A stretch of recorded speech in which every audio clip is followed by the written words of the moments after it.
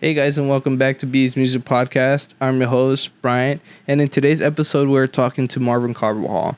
He's been making an impact in today's Latin music industry, and we're going to be talking about his journey today. Before we get to that, I want to give a big thanks to my friends and family, and all those have been liking, sharing, subscribing. Thank you so much. It really means a lot. And now back to our artist, Marvin. He's been working on a new album, and he just dropped it last Friday. And here's the cool part. My little brother's the producer on it. So we're going to be talking about that on this podcast and the inspiration behind the project. So sit back, relax, and let's dive into episode 2 of B's Music Podcast. What's going on? What's up, brother? How you doing? Doing good? That's good, man. Me too. Everything's been okay? Life's been okay? Yeah, the past 24 hours have been a little hectic, but Why is it's that? amazing. Just music stuff, Obviously, we're trying to stay busy, and music has been good lately. That's good, man. How do you like to stay busy? Um, What do you do? What's your day consist of? my day starts from like early in the morning. It could just consist of obviously school and then getting things done throughout the day. Anything from production just to writing music. Yeah, nice. So you're balancing school and then you're writing and you're recording. Yeah. Damn. Basically, yeah. So you're doing it all. So you're staying hella busy. Yeah, a little bit. It gets hectic at times, but as long as you learn how to maintain a good balance, you're pretty good at it. Yeah, nice. Well, that's good. But yeah, how did you first start getting into this? Like, what was your influence? Who introduced you to music? Are your parents into it, or how'd you get into it? So I started music at a very young age. I'd say probably around 10 to 11 years old. It was when I picked up my first guitar. And then from that moment on, it was pretty much just going at it. I started writing songs probably right after, as soon as I learned how to play guitar. In middle school, I played an instrument in band, so that helped a little bit with music theory, and I had taken music classes. Nice. And then from there, it just, obviously over the years and over the time that you keep practicing, you obviously get better at something, and that's when I started noticing that, hey, there's something there. Maybe there's something here. Yeah, that's cool, man. That's what it's about. So, like, who were your influences, like, directly? Like growing up in when I was starting music, I had a cousin. His name is Brian Anel, and I would see him post like TikToks, and I don't think TikToks at the time. It was like Instagram Reels, and he would post videos. And I was still young at the time. I remember he was posting that stuff, and he was going on like shows for like auditions, and I saw what he was doing, and that really motivated me to kind of try it out. Yeah, so he was kind of already in the industry. Yeah, he was in the industry. I remember telling my mom, I remember telling my dad, like, hey, like, this is, like, you know who this is? Like, he's in our family. Like, I want to try this out. I want to sing. I want to play music. I want to play guitar. And then from there, they started supporting me. That's cool. And then, yeah, we kind of just started taking off from there. They like off the back were like supportive, like go for it. Yeah, they're fully supportive. Like anything I tell them that I want to do, they get behind it right away. That's cool, man. Because I mean, you got parents that don't really usually support their kids because they sometimes don't see anything in the industry. Like it's a tough industry. Yeah, that's for sure. It takes a lot to be successful. But I mean, if you got that support, man, that's a whole headache that you don't have to stress about too. And but a lot of people don't understand that like there's so much money in the industry. Like you just got to know how to obtain it. But with time, that's more into the business side of things. Yeah, for sure. But I want to talk more about like your influences, like your process. What songs you working on and stuff. So what's like your writing process? For the writing process, it's different, I would say, for every song. But there is, I guess you could say, the same end goal.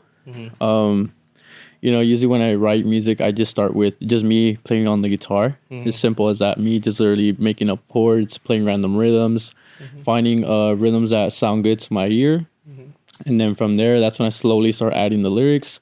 And then that's where kind of the ideas start coming together. I have a good team with me right now. So whenever I need help, I'll tell my producer, I'll tell my other musicians to help me out. And then from there, it kind of comes to life and it comes together. Yeah, that's cool, man. Yeah, because everyone has their different influences and stuff and like different writing processes. So, I mean, I know I write. I just get in the studio Yeah, and I yeah. just write a ton of music, and then something hits.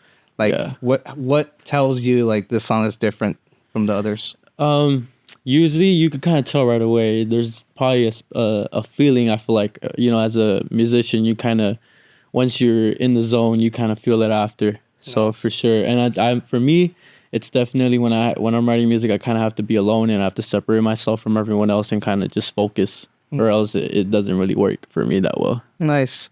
And the music that you have written, like, is there any like family influence? Like, you wrote a song about family or something that like kind of just inspired you and just thought about that person and wrote the song.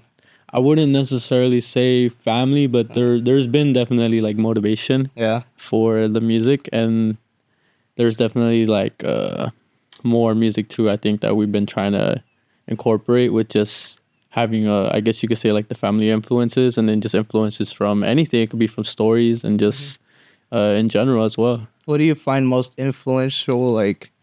What like where do you get that influence mostly? Like, where are you at?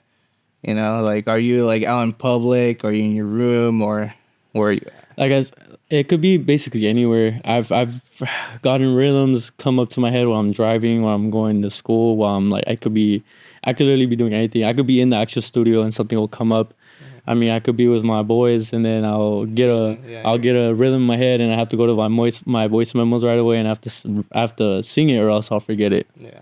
And then from that moment, it's like, okay, whenever I have time to be alone and just to sit down and actually get to the physical music writing with the guitar, that's when I'll go back and then that's when I'll basically try to write the song. Nice. So, I've seen you, like myself, I've seen you grow, and you've obviously noticed some growth. Yeah, yeah.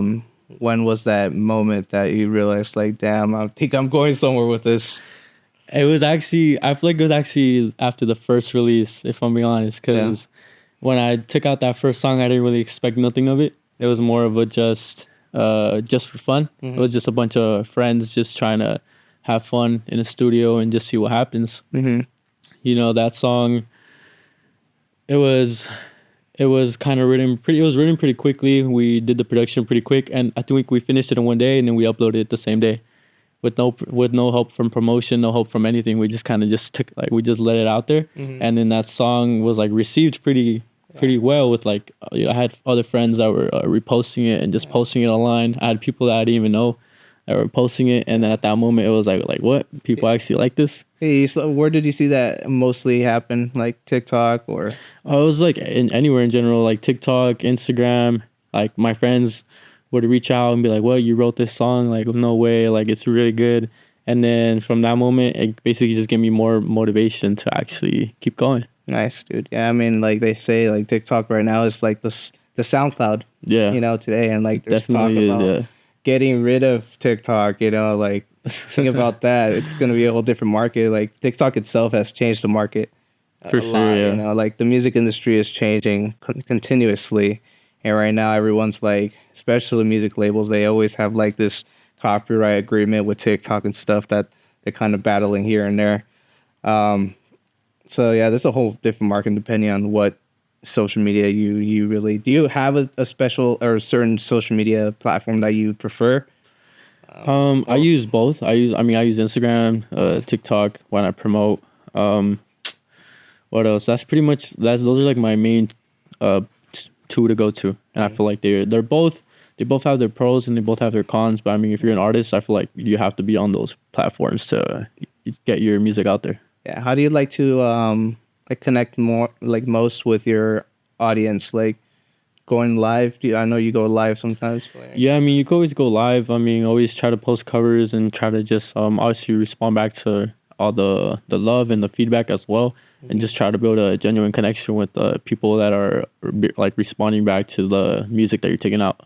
Yeah. How's your like relationship? Are you pretty cool? Like good at talking with your audience, your fans, or how do you communicate them the most? Yeah, I mean, I just the same like you said, like when you're going live, just making sure you're talking to them and communicating as well, and then just trying to be back and forth with the engagement that's making basically your post go up even more. Nice. So, Yeah, so we're kind of now changing back into the aspect of like getting inspired and stuff.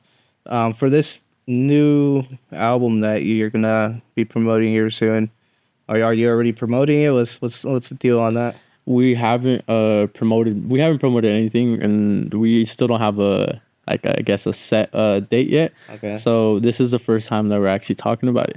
So that's actually pretty cool. I mean, by the time this episode's out, I mean, by then we'll definitely have a release date, and then we'll go from there. Yeah, we'll probably do like a pre-save button or something. Yep, right? of course. But was that process a little different, like compared to your previous music?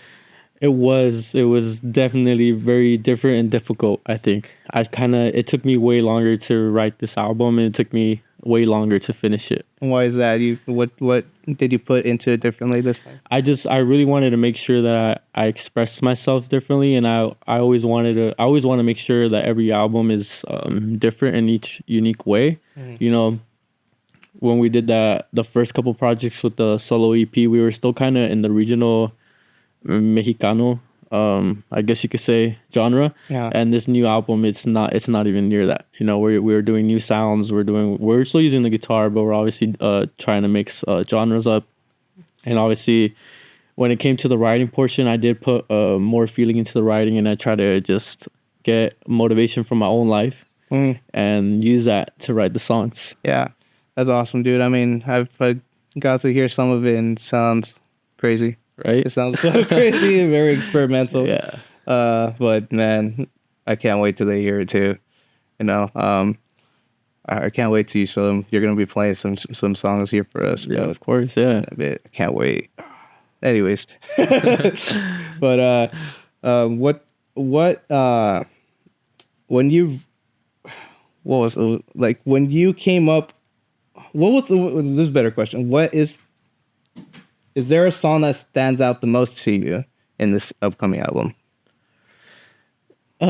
Yes. I honestly, it's hard for me to pick because I think they're all good. Yeah. As an artist, like, I'm really proud of this album. I put a lot of work into it. Also the team, but there's a couple. We have a couple features on there. It's really hard. It's really hard. I think it's hard for me personally. I would say it's gonna be the last song on the album, which is it's gonna be called Echo, and it has a very unique story to it, and I feel like there's gonna be a lot of people that can relate to it. So I feel like if I could relate to it, hopefully somebody else can too. Yeah, I'm sure they will. How did you get these features? Like, do you know them? You worked with them before? Yeah. I mean, that's like the beauty of being in the music industry, right? And then starting, as you're starting, it's very difficult to get collabs and to get features. And then as you're growing, you get to meet new people and you get to meet new artists. So I've been super grateful to basically just meet new artists and be able to come across like their engagement and their feed. And obviously, I feel like in order for me to do a duet or to do a feature, I have to kind of like your music, right? So in order for me to even get those like features in, I feel like for me, I have to basically kind of be inspired by them, and I am by basically everyone that's in this album. I look up to them, and I feel like their music is amazing, and I want to be like them kind of too. Like I find motivation in them. Yeah, that's so true. I mean, it's kind of crazy. I keep thinking back to like your growth, man. Like, cause I just remember how I met you. You were like in the studio with my little brother, and he kind of just showed me your music. I was like, dang, what's going on here? This is crazy. Like, I don't really listen to this style as much, but I like your style because it's different. It's different, right? Different. Yeah, it's different. It's very like emotional. Gets me emotional for sure. But then I also had like my girlfriend. I guess we were in a bonfire in the backyard, and Yeah. and she took a picture of us, and her cousin was like, what's he doing in his backyard? Like, I guess they were listening to you like in LA already. Okay. Yeah, like it's just crazy. Yeah, I saw you kind of just blow up like that. Yeah. And that's amazing. That's why I'm really enjoying seeing your growth and stuff. But can't wait to see where it's gonna go. I mean, hopefully with this album, we could accomplish a lot of big things, and then we'll see what the future holds like for us, you know. I know, right, dude? But yeah. So going back into the process, like you said, this album was different, right? Yeah. So the whole process, recording process, was slightly different. How different was it? For sure. I mean, I still remember when I went to, like you said, your little brother, his sister's house. Mm-hmm. I remember telling him, like, specifically, like, yo, I want to do something different. Like, I don't want to do the regular guitars and the requinto. And then he kind of agreed. He was like, yeah, let's do it. And I feel like everything, all the ideas that we brought up together, he kind of made the vision basically just kind of come to life. That's great. And then as well, you know, it's different production, you know, it's different sounds. You know, we're still staying in the same genre, kind of where it's like romanticas and desamor, but I just feel like every individual song has more meaning to it now. Yeah, for sure. And so, speaking of meaning, like, you got inspired by anybody for this album? Anyone directly? You know, there is obviously I feel like in order for you to be a songwriter, you have to have motivation from somewhere. Even though I guess sometimes people don't say it.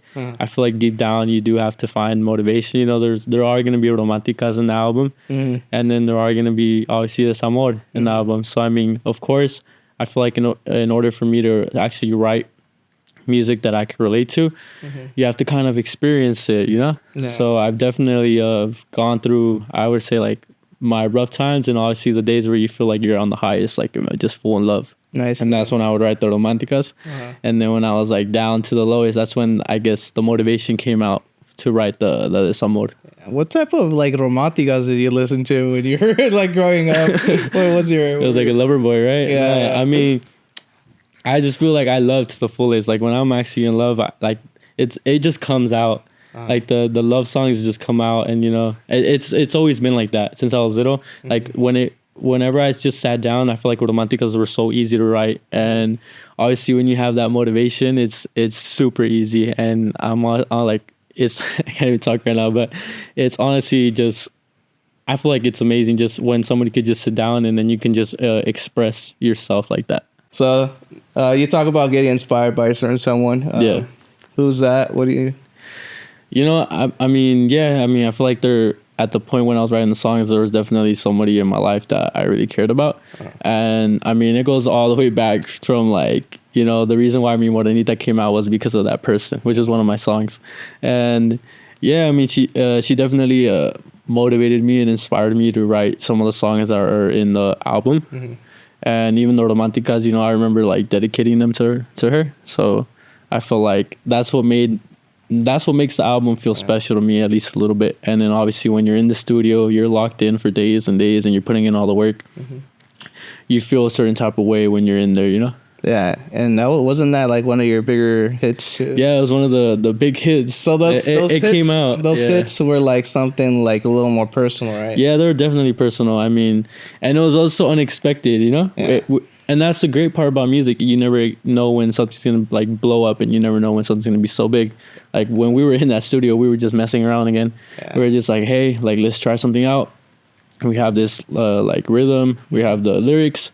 Let's make this unique, and then let's just put a lot of love into it. Yeah, I mean, I think most artists would find that like they write about that special person, and they tend to blow up with that song. Dude. Like I was just listening to Dioro, it's an EDM world, but Dioro was talking about how his one top hit that kind of took him off. He wrote it, and it's just sounds. Think about it. It's like EDM, just like electronic sounds, and he wrote it because he like got inspired about this girl. You know, he was getting butterflies from this girl, and so that's probably the same feeling you're getting. You know, you get that same inspiration about this person, and then you put that into a song, and then when people hear it, they feel that emotion behind it, and they connect and they relate to that, and that's why you get such a big hit like that. Yeah, I mean, I feel like you just explained it perfectly. I feel like it's the same process, you know, when you're just in there in the studio, you kind of just feel free and everything just feels natural. When you can actually relate to the music, I feel like everything just feels natural. Yeah, and I think that's also what's gonna make the music timeless. You know, you're not trying to sound like anybody. Yeah, of course. You're trying to sound different, something new, but also something that people could relate to. So that's what people kind of come back and connect with your music a lot better and stuff. So during the process, was there anything, any type of equipment or any type of experimental thing that you were like kind of thrown off by it? Like, dang, like what? How the heck did that happen? How did you make that sound? Yeah, of course. For this album, we were kind of getting motivation from like other artists and other genres, but more towards like English, like pop, I would say. We related to a lot of like Phineas and a lot of like Billie Eilish, and I studied their albums. I love the sounds that they were doing. My producer, Jesus, he does the exact same thing. He listens to the music 24/7, and then he gets a lot of ideas from their music, and then we kind of just bring it out. It could be something simple as just a synth or like a rhythm, a unique sound that we could find. And then it could be even something from like a guitar, like a little strum or it could be the wood, a little tap, and then we just change that and we make it into a real sound. Yeah, and let me ask you this. In the studio that you recorded, you obviously put out a hit. Was this like a high-end studio, or was it just a kind of like whatever at-home studio? How? Yeah. I mean, I would consider it just like a home studio, Yeah. So, I mean, which is even cooler because I feel like if we're making hits with just, regular equipment, imagine now once we have the big setups, and then obviously now that we have a team, we could get obviously more producers, more musicians, more ideas from everyone, and then just basically keep growing. Yeah, and I talk about like equipment and stuff because there's people that really actually care about like what equipment's being used in music albums. So like there's a point that like I tell people you don't need like crazy expensive mixer board and crazy expensive mic just to do a hit. Like I'm telling you, just that getting that right song that someone could relate to could be the next hit, Yeah. I mean, I agree with you. I feel like I've seen songs that are like feel like they're recorded like on GarageBand, and then they blow up. So I mean, I feel like as long as you're writing what someone's feeling, you can basically just make that song essentially grow and just blow up. Yeah, and kind of also changing the subject again. Where do you see yourself in 10 years? In 10 years, hopefully by then, I want to just keep making music. I want to hopefully in 10 years from now, I feel accomplished by all the hard work that we're doing. I feel like for this past year and the past 2 years, I feel like we've really been working hard about just staying consistent with the music, making albums, and with the production and the writing. So in 10 years from now, hopefully I just feel accomplished. I don't see myself stopping anytime soon, like writing or even making music. I feel like this is just a beginning for us, and we're just going to keep going. Nice. Yeah, I definitely agree. But yeah, is there anything else that you want your fans to take away from this? That's another thing. Before we go, what do you want your fans to take away from the album that you're about to release, or the music that you have coming out soon? I mean, I just hope they feel a certain type of way. I felt a certain type of way when I was in that studio and I was just writing it. So I feel like hopefully with the production and the writing, hopefully it makes you feel a certain type of way when you're listening to it. It could be a lot of things, happy, sad, whatever. As long as it makes you feel something and maybe you can relate to the lyrics, I'll be happy. And that's enough for me. Honestly, I want to say thank you to everyone, because without them, it's like there's no me. They're the ones that support. They're the ones that share. They're the ones that repost. All my friends, my family members, the musicians, the producers. Everyone's been so supportive, and then it's a team effort at the end of the day. So without them, there's basically there's no me. Yeah, for sure. Okay, one last question. In the album, is there any? I know you probably have like a meaning in one album, but that someone could take a second meaning behind away from it. Is there anything on the album that's like that on there? So I'm gonna name the name of the album Eterno. So I stuck with that because I felt like throughout the whole writing of the music, when I was in the studio writing, I was in the mindset of loving someone for the rest of your life and just being able to commit. And then obviously I always felt like when you have feelings for someone, it's not easy to just turn it off. I feel like you have to, it takes a lot for a person to, I guess, kind of I'm not really sure how to say it, but I guess to kind of get over someone in a way. Mm-hmm. So for the Mini Fraterno, we have some songs in there where it talks about that type of stuff. And then, yeah, I mean, I picked that name a lot because I feel like I could relate to it. Mm-hmm. I feel like at one point in my life, I was in that situation where I felt like I was going to stay with that person for the rest of my life. Or every time you meet someone new, you're like, okay, this could be the person. This is it, yeah. This is it, yeah. You know? But sometimes things don't work out, and that's okay. You just have to keep moving and then just keep growing from it.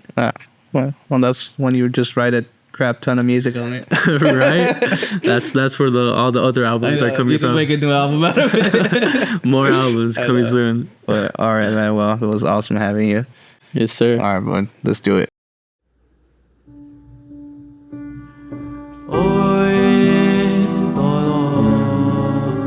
Se siente muy gris, pero sé que un día vas a ser feliz,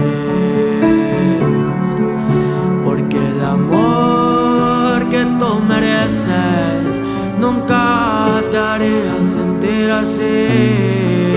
Deja todo lo que sientes, deja todo fluir, porque un alma también no nació para sufrir. Suelta todo lo que duele, deja lo que no te hace sentir feliz.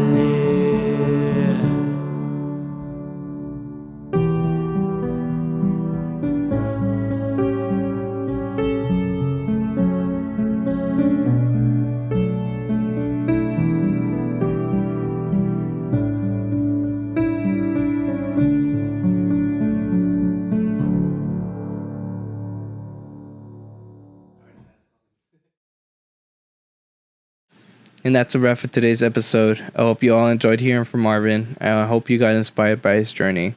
Thank you, Marvin, for doing this with me, and thank you, Matt, for the amazing videography on the performance. Thank you to my little brother for being the pianist in it, and thank you for liking and sharing and subscribing. You guys have been amazing. Thank you for all the support. Please make sure to follow Marvin on all his social media platforms so that you can stay tuned on all his projects. And please follow me on all my social media platforms so you know when the next episode is coming out. Please stay tuned for the next episode. And thank you all once again. I really appreciate it. See you all next time. Peace.